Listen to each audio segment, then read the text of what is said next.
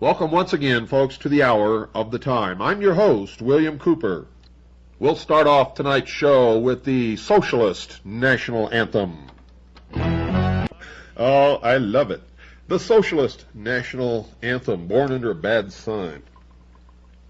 Folks, tonight's episode of Mystery Babylon, the 18th hour, I'm going to take directly, verbatim, from Chapter 9 of A. Ralph Epperson's book called The New World Order. He's going to be a guest on this show soon, and you'll know why once you hear what we've got to say tonight. So pay attention. And remember, as always, just because I'm giving you this series on Mystery Babylon doesn't mean that you're supposed to believe what I'm telling you blindly. That's why I gave you the bibliography last night. You've got to go out and find the truth from your own research. And I'm the only one that ever tells you that. Everybody else wants you to believe verbatim what they say because they're saying it and they're who they are. And I'm telling you not to believe anybody, not even me, not even your own mother, unless you can verify it in your own work, your own research. Make sure that you do it too. Before we start, folks, remember, all of you have been asking me what to do with your assets, how to save your assets, how to survive this depression that we're in now. And make no mistake, we're in a depression, and it's going to get worse. In fact, we're headed for a total economic collapse that I predicted years ago. And I called the shots on this recession that went into a depression to the exact month. When it would begin, and it began right on schedule, exactly when I said it would. And I was the only one that told you the banks would not fail on December the 19th. And I told you that on a show I aired on December the 6th. Folks, I hate being right. I'm telling you, this is the truth. I hate being right. I'm probably the only one in the world who doesn't like being right because it does not portend well for us. Now, the Bible, folks, discusses a being called Lucifer in both the Old and New Testaments, and we're going to be talking a lot about the Bible tonight because we have to look at this from every point of view. We've looked at it from the mystery schools. We've looked at it logically. We've looked at it historically. Now we're going to look at it from the Bible's point of view, but not strictly from the Bible's point of view. But you need to know this. The Bible discusses a being called Lucifer in both the Old and the New Testaments. Other names for this creature are Satan and the devil. One of the first explanations of just who this being known as Lucifer is found in the Old Testament in a book written by the prophet Isaiah, who wrote around 740 BC. He wrote that Lucifer was created full of wisdom and was perfect. He was created the anointed cherub that covereth the throne of God, and that he actually was upon the holy mountain of God. He later corrupted his wisdom by reason of his brightness. The Bible then records that God cast him to the ground. Isaiah wrote this in Isaiah chapter 14, verse 12. Quote, "How art thou fallen from heaven, O Lucifer, son of the morning? How art thou cut down to the ground, which didst weaken the nations?" Unquote. And folks, this was the very first recorded UFO sighting, if indeed it was a sighting at all. Notice that the fall of Lucifer weakened the nations of the world, and this will be examined in other chapters of this study. Quote, "For thou hast said in thine heart, I will ascend into heaven. I will exalt my throne above the stars of God. I will sit also upon the mound of the congregation in the sides of the north. I will ascend above the heights of the clouds. I will be like the Most High." Unquote. Luke, a writer in the New Testament, records in Luke chapter 10, verse 18, that Jesus said that he beheld, quote, "Satan as lightning fall from heaven," unquote. Peter records in 2 Peter chapter 2, verse 4, that God has, quote, spared not the angels that sinned, but cast them down, unquote, as well. Paul, another New Testament writer, wrote this about Lucifer in 2 Corinthians chapter 11, verse 14, in about 57 A.D. Quote, "And no marvel, for Satan is transformed into an angel of light," unquote. And in 2 Thessalonians chapter 2, verse 9, Paul wrote that Satan was capable of working, quote, "lying wonders," unquote. In around 90 A.D., John, the author of the book known as Revelation, wrote in Revelation chapter 12, verse 9, that Satan was a, quote, "dragon," unquote. Lucifer shows up in the original site of human habitation on earth called the Garden of Eden. The Creator, God, placed Adam, the first man, and later Eve, the first woman, in this garden, but told them that there were certain rules that they had to abide by. And these are spelled out in Genesis chapter 2, verses 16 and 17. Quote, "And the Lord God commanded the man, saying, Of every tree of the garden thou mayest freely eat, but of the tree of the knowledge of good and evil thou shalt not eat of it, for in the day that thou eatest thereof, thou shalt surely die," unquote. Later, Lucifer spoke through a serpent to Eve, but in reality to both men and women. Quote, "Yea, hath God said, Ye shall not eat of every tree of the garden? And the woman said unto the serpent, We may eat of the fruit of the trees of the garden, but of the fruit of the tree which is in the midst of the garden, the tree of the knowledge of good and evil, God hath said, Ye shall not eat of it, lest ye die.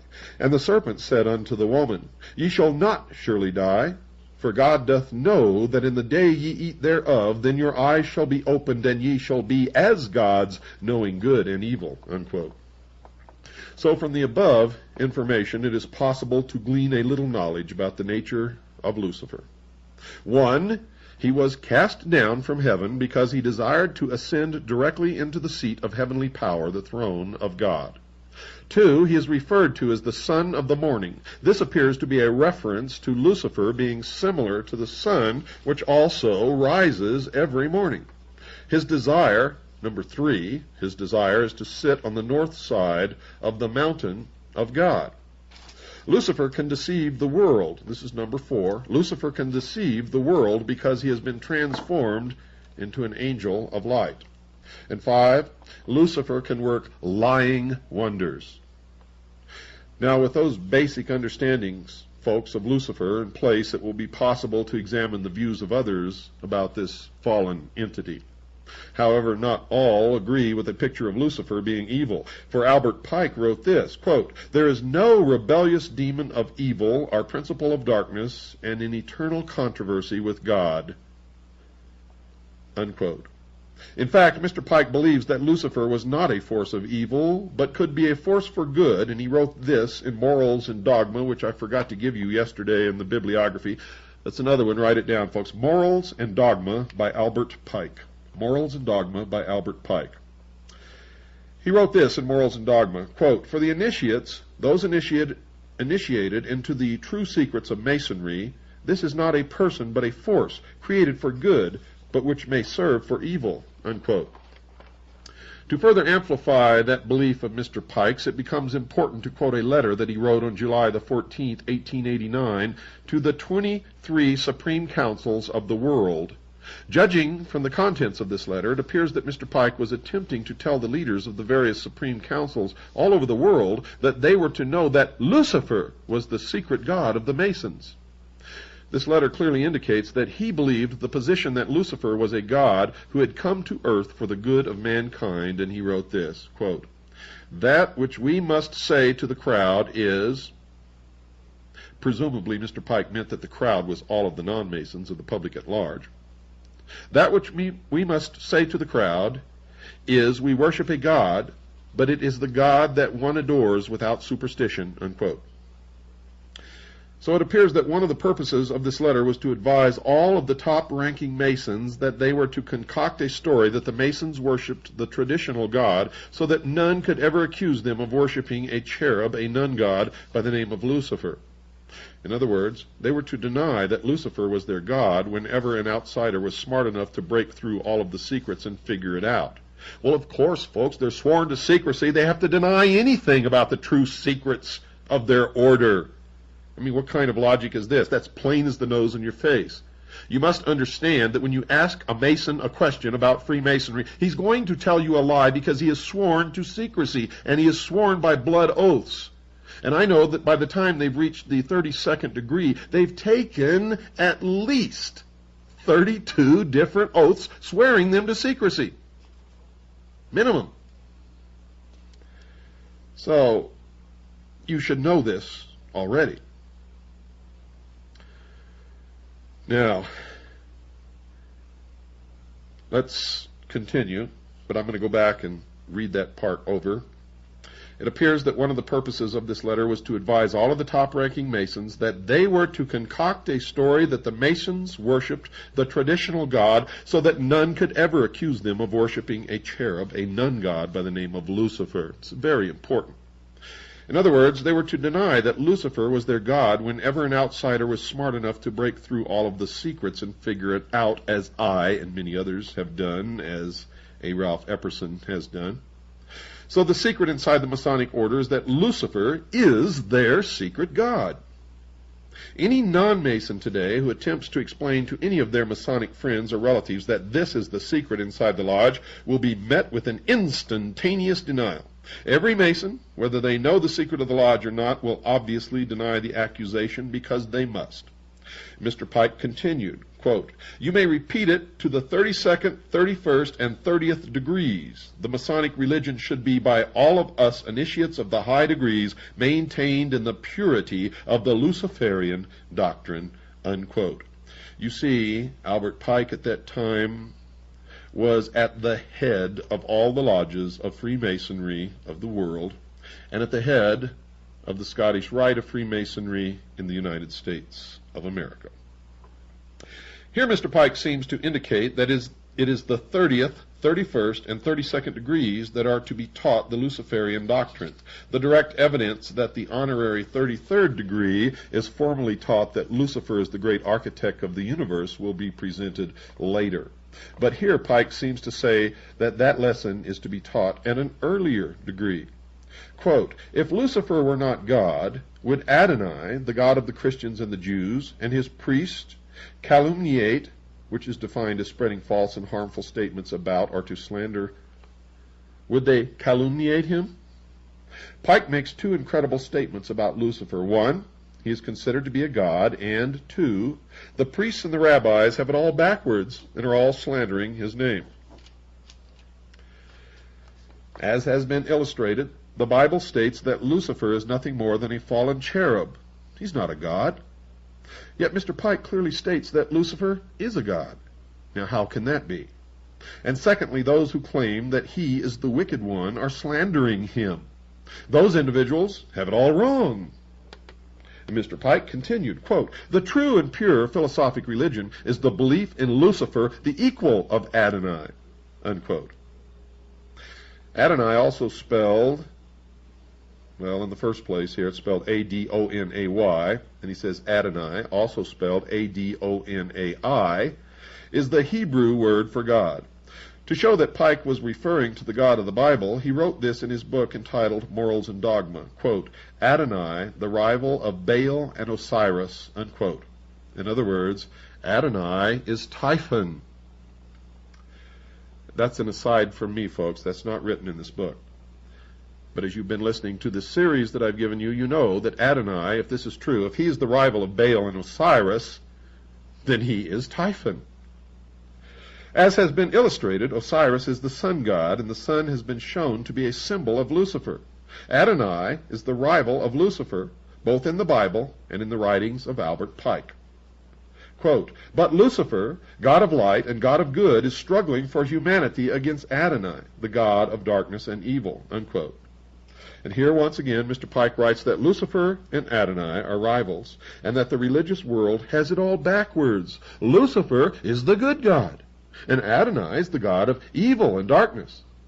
The author would like to interrupt the narrative to make an observation, and this observation is being made by a Ralph Epperson, not me. He wrote this book.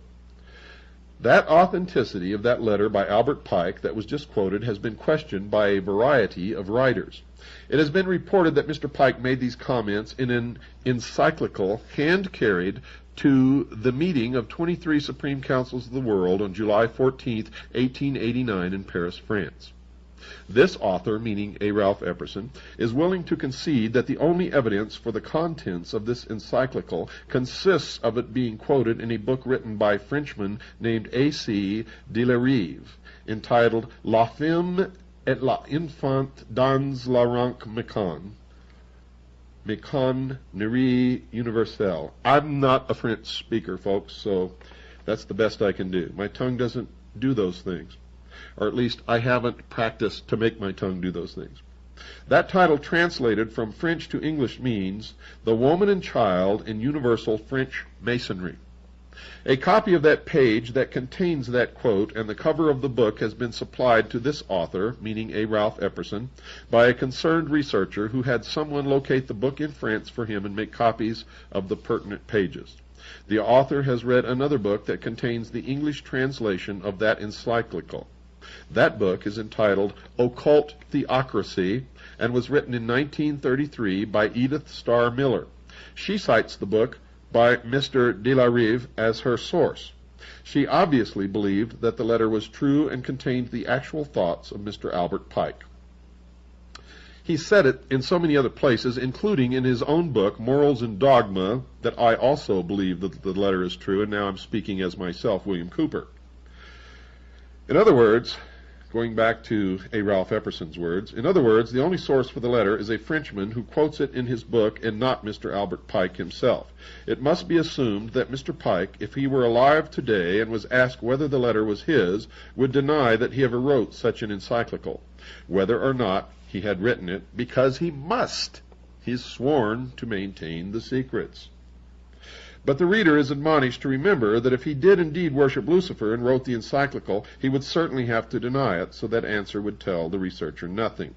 It is the contention of this writer, A. Ralph Epperson, and others who are attempting to decipher the secret symbols of the Masonic order that a small percentage of the Masons know that all of the symbols inside the lodge refer to Lucifer. And I am one of those who believe this, folks. My research has shown it to be absolutely true, and I can prove it. And I've already given you direct quotes from many Freemasons that already prove it. And it must be remembered that these Masons must, of necessity, do all that they can to deny any revelation of any of the secrets of the lodge. And certainly anyone today who believes that the contents of the letter are a fraud would do all that they could to discredit anyone who said that the thoughts were the actual thoughts of Pike. However, this writer, meaning A. Ralph Epperson, is of the opinion that Mr. Pike did indeed worship Lucifer, and is not basing that conclusion on just this one letter. Notice that Mr. Pike has written elsewhere that he considered Lucifer to be the secret god of the Masonic Lodge, and I, William Cooper, have also found that to be true, not only in one or two, but in many instances. So it is not essential to this writer's, A. Ralph Epperson's, position that this encyclical be proven to be valid. It is the author's contention that there is ample evidence from other sources, including from Masons other than Mr. Pike, that the secret god inside the Masonic lodges is Lucifer, and I wholeheartedly concur with Mr. Epperson. That evidence is available to anyone who cares to locate it. But there is another Mason who knows that Lucifer is the good god of a particular segment of the Masons. Pike's fellow 33rd degree Mason, Manly P. Hall, also felt that this God was a God of good. He wrote in his book entitled The Secret Teachings of All Ages, quote, "Sun worship played an important part in nearly all the early pagan mysteries. The solar deity was slain by wicked ruffians who personified the evil principle of the universe. By means of certain rituals and ceremonies, symbolic of purification and regeneration, this wonderful God of good was brought back to life and became the savior of his people," unquote. This God who came back to life is not the Jesus of the Bible, because Mr. Hall refers to him as the solar deity. He is referring to the death and resurrection of Osiris, covered in detail in the Masonic rituals, and I've already relayed to you who Osiris really is. In fact, in this series on the mystery religion, I've proven it time and time and time again. But Manly P. Hall has further identified Lucifer as the god of some of his fellow Masons. He has written this in his book entitled The Lost Keys of Freemasonry. It's one of the books that I gave you last night, folks. When the Mason, quote, when the Mason learns the key to the warrior on the block is the proper application of the dynamo of the living power, he has learned the mystery of his craft. The seething energies of Lucifer are in his hands, and before he may step onward and upward, he must prove his ability to properly apply energy, unquote. Mikhail Bakunin, the Russian anarchist, also addressed this question of evil and good gods, and he wrote, quote, the evil one is the satanic revolt against divine authority, revolt in which we see the fecund, defined as being fertile, germ of all human emancipations, the revolution. Socialists recognize each other by the words, in the name of the one to whom the great wrong has been done.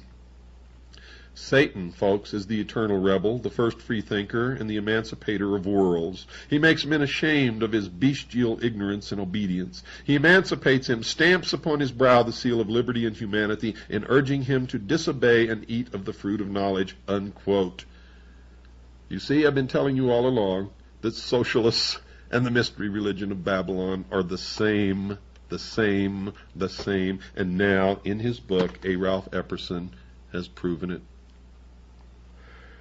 That thought, that Lucifer was a good spirit to whom a great wrong was done, is the basic thought that holds the New Age together, according to Tex Mars, the author of 2 major books on the subject. And he has written, quote, many New Agers commend Lucifer because by tempting Eve he enabled man to evolve toward enlightened knowledge and godhood, unquote.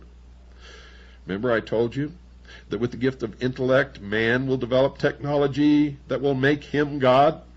They are working feverishly in laboratories now to uncover the secret of immortal life.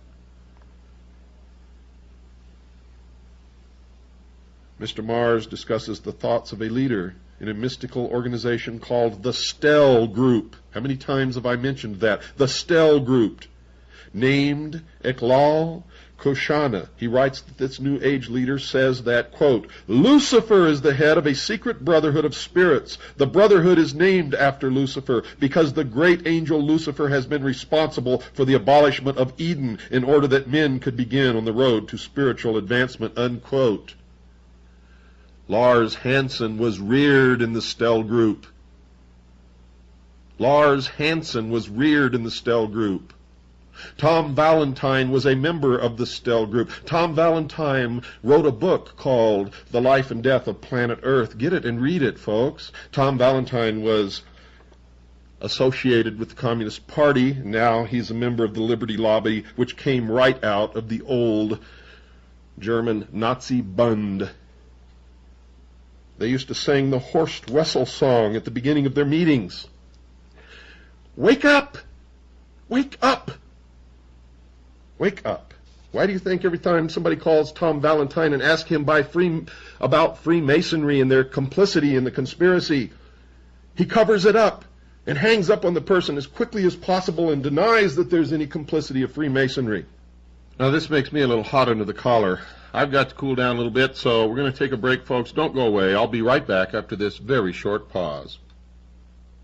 Well, folks, I needed that little break. I'll tell you right now, Tom Valentine has been attacking me for years because he knows that I know who he is and what he's about, that I know the origins of the Liberty Lobby, that I know their message is that our government is no good, it doesn't work, that it's turned against us, and it's all lies.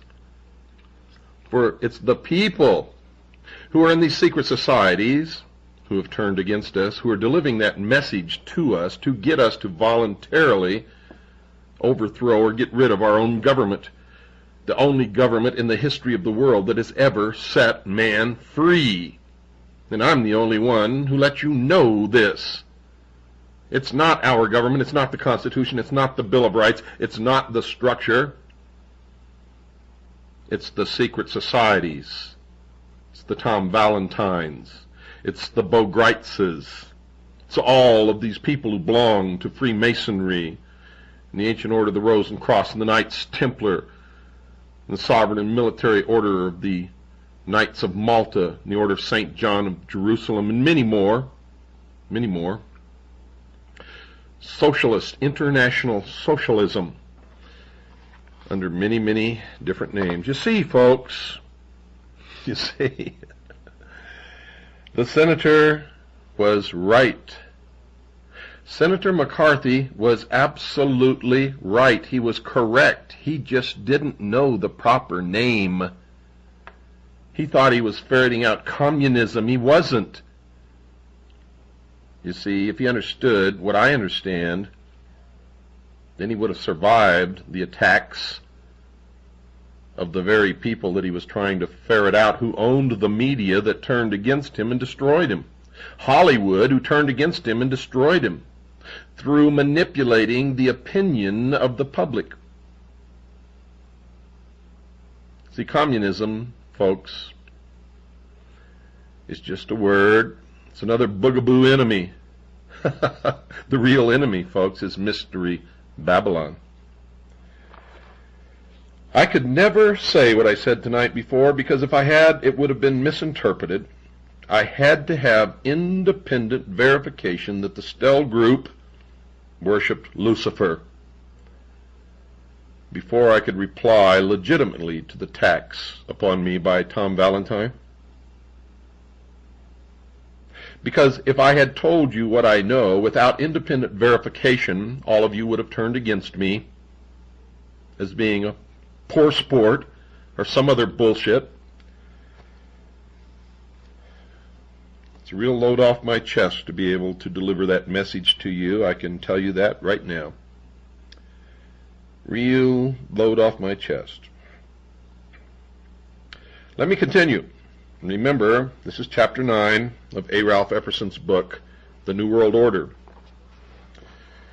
So there is a basic disagreement about the nature of Lucifer, also known as Satan or the devil. The Bible depicts him as a force for evil, and Mr. Pike and others pictures him as a force for good. But the connection between Lucifer and the ancient mysteries needs to be further amplified. The mysteries had a purpose, to create a Superman. Where have you heard that before? Hitler said it, and they're working in secret in laboratories right now toward the same goal. The mysteries had a purpose, to create a Superman, one capable of understanding the true nature of the universe and to worship the true God. W.L. Wilmshurst, a Mason, wrote these thoughts in his book entitled The Meaning of Masonry. Quote, "This, the evolution of man into Superman, was always the purpose of the ancient mysteries, and the real purpose of modern Masonry is not the social and charitable purposes to which so much attention is paid, but the evolution of those who aspire to perfect their own nature and transform it into more godlike quality," unquote. And need I say as an aside here what a Freemason said to a friend of mine who was his son? He said, "Son, if you are not one of us, you are nothing." And of course the son was not one of them, and to his great credit has never become one of them. W.L. Wilmshurst amplified this thought a little later in his book. Quote, "Man who has sprung from the earth, meaning that he was not created by a creator, God, and developed through the lower kingdoms of nature to his present rational state, has yet to complete his evolution by becoming a God-like being and unifying his consciousness with the omniscient, to promote which is and always has been the sole aim and purpose of initiation," unquote. And he goes on, quote, "No higher level of attainment is possible than that in which the human merges in the divine consciousness and knows as God knows," unquote. What have I been telling you all this time, folks? So just as Satan tempted mankind with the ability to know good and evil themselves, just like God, without his assistance, now the Masons are teaching that they too could become a god through an initiation into the ancient mysteries. John Anthony West, in his book Serpent in the Sky, wrote this in support of Mr. Wilmshurst's statement, quote, "Egypt started with the concept of divine attributes within man. The gods are not brought down to earth, rather man is raised to the gods," unquote. Others, besides the above-mentioned Masons, like Louis Feuerbach, have joined the discussion with similar thoughts. He was a 19th century philosopher and a hero of the communists like Karl Marx. In fact, Friedrich Engels, the co-worker with Karl Marx during the time Marx wrote the Communist Manifesto as a hired writer hack, wrote this about his friend. Quote, all the communists of 1845 were followers of Feuerbach.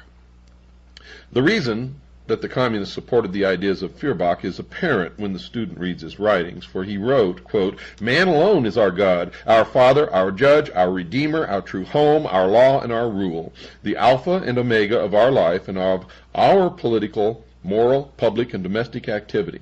There is no salvation save through the medium of man, unquote. John Denver, the well-known popular singer, has adopted this same philosophy about his divinity. He has been quoted as saying this after his new conversion. Quote, it's the single most important experience of my life. I can do anything. One of these days I'll be so complete I won't be human, I'll be a god, unquote. It's the same thing that's taught in the Mormon Church.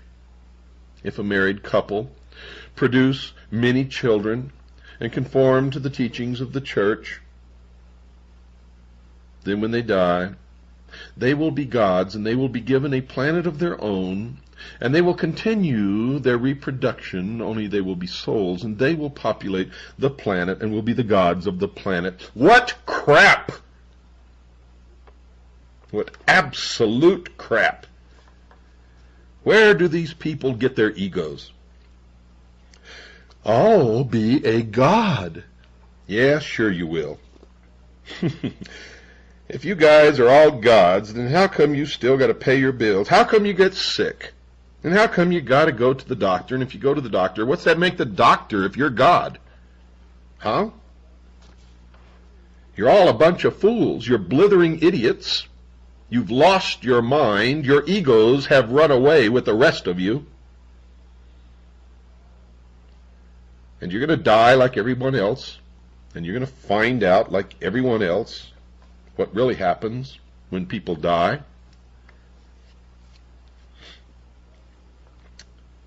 And as far as I know, no one on this earth really knows or is likely to know until it happens to them.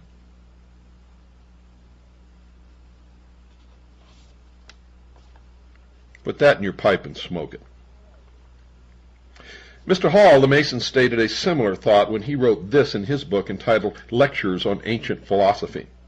Quote, we may study the star intellectually, but we have never attained consciousness until we are the star, unquote. But this idea that man could become a god is not new. The Bible anticipated it, and Isaiah wrote about it back in 741 BC. This is what he wrote in Isaiah chapter 43, verse 10, quote, thus saith the Lord, understand that I am he. Before me there was no God formed, neither shall there be after me, unquote. And once again in Isaiah chapter 45, verse 5, quote, I am the Lord, and there is none else, there is no God beside me, unquote. And remember, all the Roman emperors declared themselves God, and they all died like every other man died, some of them by the assassin's sword or knife. God, yeah, boy, you guys just take the cake, I'll tell you. How you can meet and throw that baloney around to each other and swallow it and pump each other up to believe that you're gods or you're going to be gods is beyond my understanding. The Bible teaches that there is but one God and that mankind has no possibility of sharing his Godhead. One who apparently has not believed those statements in the Bible is Shirley MacLaine, who has become a spokesman for the position that man can become a god. She has written several books on the subject of her support of the New Age. Newsweek magazine described her as the New Age evangelist, and she wrote the following statement in her book entitled Dancing in the Light, quote, we are part of God, unquote, and this elsewhere in the same book, quote, if one says audibly, I am God, the sound vibrations literally align the energies of the body to a higher attunement, unquote. Yeah, I bet it does. Yep. Yep, I bet the insanity molecules take over every portion of the body, and you really all feel great until you have to go pay your rent. Or you catch the flu, or somebody just knocks the crap out of you to try to bring you back to reality, which is exactly what should happen when you do those kinds of things. What's wrong with just living life peacefully with other people and enjoying what we have? What's the big thing that you have to become God? And I'll tell you right now, you never will. You might as well just, well, never mind. If you want to be God, go ahead. Go ahead. Go ahead. You're deceiving yourself, and that's okay as long as you don't hurt anyone else. If each man is a god, mankind is capable of making decisions for their own welfare. Each man has complete control of his decision-making. According to Miss McLean, in fact, man's control is extended into areas few have ever claimed for mankind, and these are the thoughts of Miss McLean. Quote, I think we choose to be together. We choose our parents, and I think the parents choose the children they want to have before they ever come into an incarnation, unquote. Tell that to an abused child.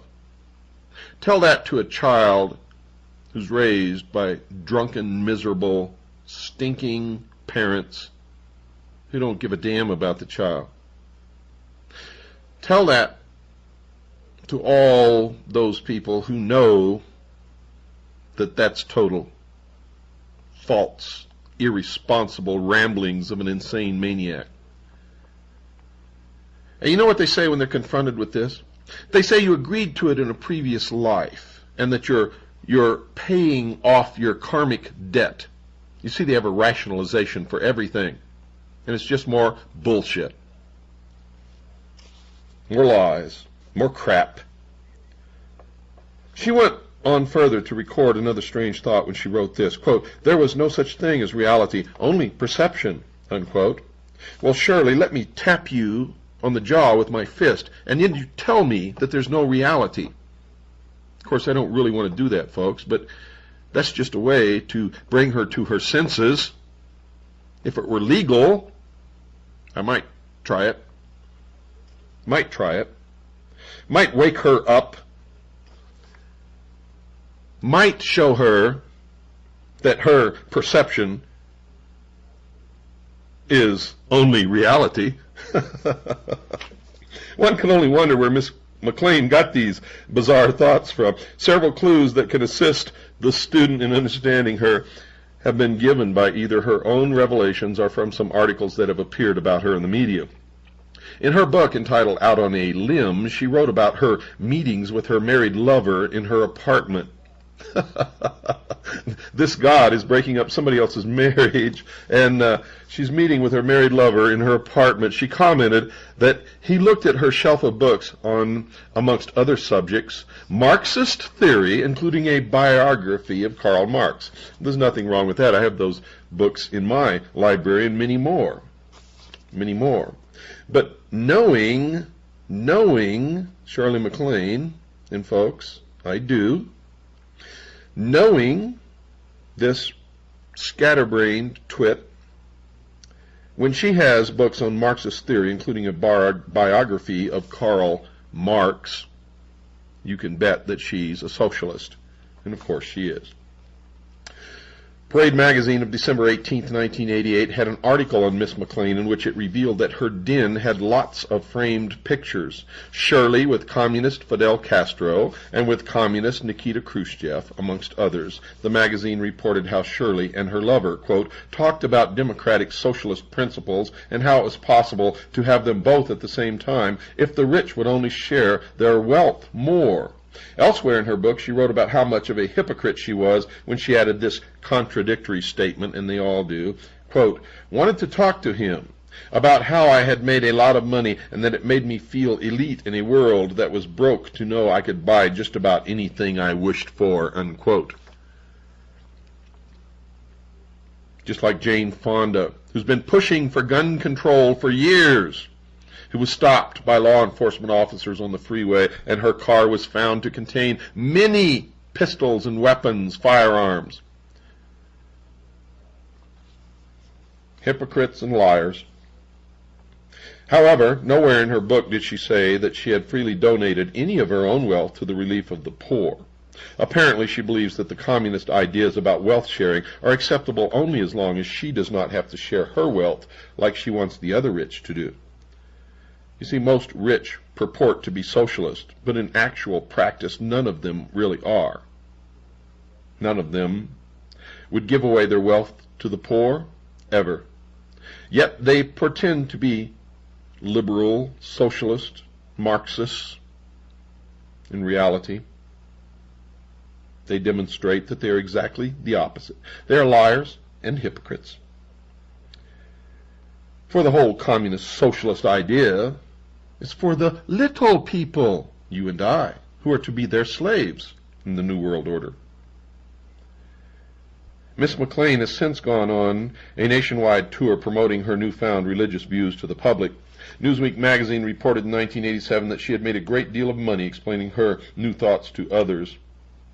Quote, since McLean began her tour in January 1987, more than 10,000 people in 15 cities have paid $300 admission fee, unquote. Well, you know me, folks.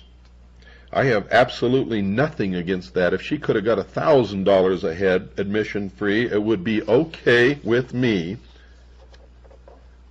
Now, 10,000 times 300 equals $3 million. I still have no complaint with that. This is the United States of America. If somebody wants it, give it to them. If they want to pay it, if they're that stupid, that's fine with me. I believe that people should be giving somebody something, though.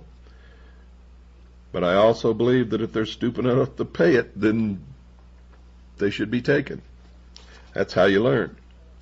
And a lot of people would disagree with me, but I'm sorry, folks. I'm sorry.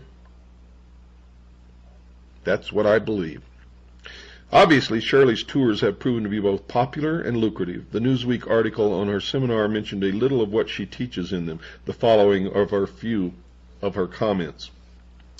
Quote, the earth is moving off its axis, she says, and only the collective consciousness of mankind can right it. For the spiritually inclined, a window of light will appear on those days, August 16th and 17th, 1987, that McLean says will allow us to rise to a higher plane of cosmic understanding, unquote, pure bullshit, pure crap, pure New Age mesmerism, if you will, for nothing happened on those dates. Evangelist McLean became Dr. McLean when she reported some of her new cures for two of the world's most serious medical problems, AIDS and cancer of the abdomen. According to the Newsweek article, she told her audience, quote, they, or those who paid to hear her in the 15 cities on the tour, all got to hear McLean's pronouncements on such subjects as AIDS. She thinks sufferers are sick because they have been bereft of love necessary to sustain the balance of health. And cancer. For cancer of the abdomen, she advises putting patients in a yellow room because yellow is the color frequency of that part of the body, unquote. More New Age mesmerism bullshit crap. And to think her patients only have to pay $300 for such wisdom. But Dr. McLean is not as dumb as one might think. The Newsweek magazine article reported, quote, everyone who attended had to sign waivers absolving the seminar's organizers from responsibility for psychological injury, unquote. How clever of Miss McLean. So someone in charge of arranging her seminars is aware that her ideas might cause psychological damage to those attending, and they have moved to protect her from malpractice lawsuits.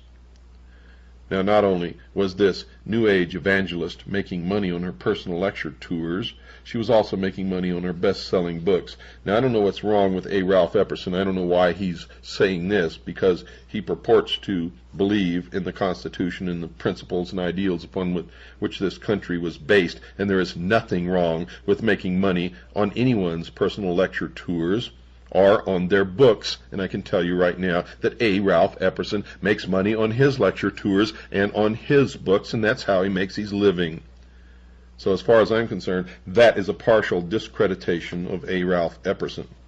As of July 1987, her book entitled Out on a Limb had sold 3 million copies, and her other major seller, Dancing in the Light, had sold 2.2 million. Could he be jealous? Is it possible that A. Ralph Epperson is jealous of Shirley MacLaine's ability to sell books? Time magazine reported that her 5 books on self-exploration and self-promotion have run to more than 8 million copies. Now, to me, that's admirable.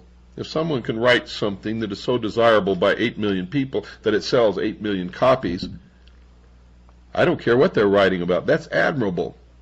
She's providing an income for herself, her family, and people are obviously buying her books because they want them. Therefore, she's supplying them with a service. Whether it's bullshit or not, it doesn't matter. That's the American way, folks. That's what it's all about. There was a lot of people back in the early part of this century who hated automobiles, and therefore Henry Ford was the devil. But he sold an awful lot of them, and he came under the criticism of a lot of people for doing it. Sorry, folks, that's the American way. As far as I'm concerned, what A. Ralph Epperson is spouting in these few sentences here is socialism. And I admire him for his research and what he's done, and I know that he makes his living selling books and lecturing. And for him to spout this socialist attitude when he is doing the same thing is not acceptable. And he is a friend of mine, and I will certainly bring this to his attention. You know, I read this book a long time ago, and I'd forgotten that he had said these things. But I certainly will bring it to his attention. In fact, we may talk about it on the air when he's a guest of this show, and he will be a guest of this show very shortly. So you can look forward to some kind of an explanation of this. He says it appears as if selling the New Age religion can be very profitable. Well, Barnum and Bailey was very profitable, and it was all an illusion, just like the New Age religion. But in summary, perhaps the most cogent comment about the battle between the New Age and the Christians was made by Nesta Webster in her book entitled Secret Societies. Quote, "The war now begins between the two contending principles, the Christian conception of man reaching up to God, and the secret society conception of man as God, needing no revelation from on high, and no guidance but the law of his own nature. And since that nature is in itself divine, all that springs from it is praiseworthy, and those acts, usually regarded as sins, are not to be condemned." Unquote. You've heard me say before that in the New World Order, the law will be, "Do as thou wilt" shall be the whole of the law. And it will. The battle lines are drawn between those who believe in a creator God and those who believe that man can become God. These are the two opposing positions, and the battle between them, dear listeners, has most certainly begun. Now, don't get too upset over my criticism of the few paragraphs that A. Ralph Epperson wrote condemning Shirley MacLaine's ability to write books and lecture and bring in a lot of money. For I'm sure that in his zeal, which many of us get carried away with, in his zeal to condemn the worship of Lucifer and the secret societies, he carried it a little bit too far, but we'll bring it up when he's a guest on the show. For I'm a little bit curious about it myself, but I haven't jumped off the edge. Let's put it that way. Good night, and God bless you all.